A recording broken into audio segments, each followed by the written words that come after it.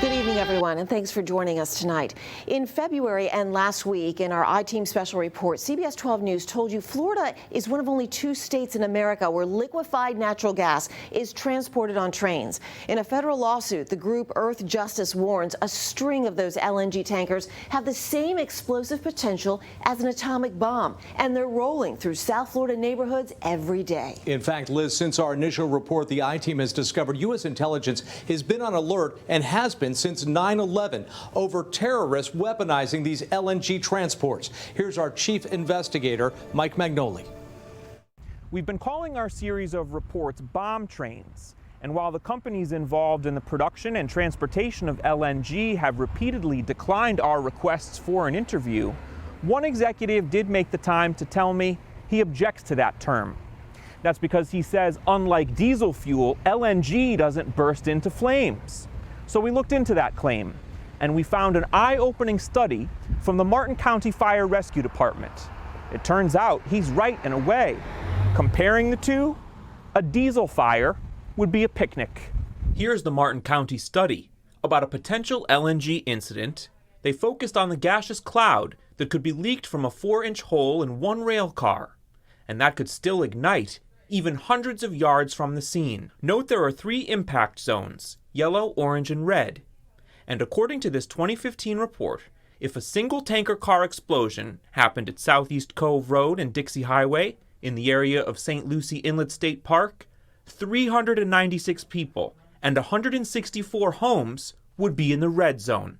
That means life-threatening conditions. Fires like this are fires that no fire department can put out. Charles Sam Fadis is a former counterterrorism officer at the CIA. He says the energy sector loves LNG so much, it's ignoring blatant vulnerabilities. I don't want to detail the exact methods for derailing a train, but let's put it this way. It isn't all that hard.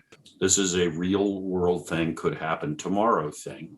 Some of the scenarios Fadis is talking about can be found in the wave of studies published after September 11th. This threat has not gone away. The groups have not gone away. ISIS didn't vanish. Al-Qaeda didn't vanish. In 2008, the Institute of Analysis for Global Security said, quote, "There exists no relevant industrial experience with fires of this scale from which to project measures for securing public safety." Under the right circumstances, I mean that from a bad guy's perspective, if you will, managed to attack a train that's pulling 100 tank cars of LNG, it is not humanly possible to put out the fire that will result.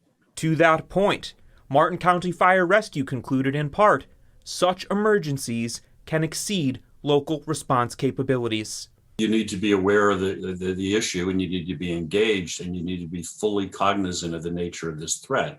And that's part of what motivates Vero Beach resident Paul Westcott.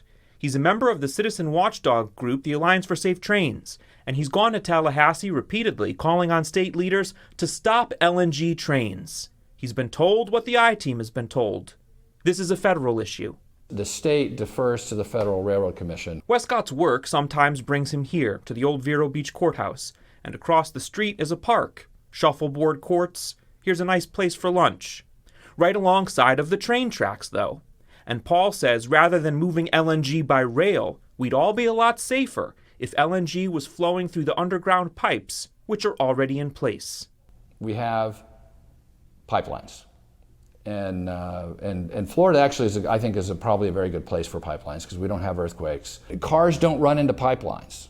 Pipelines don't run into cars.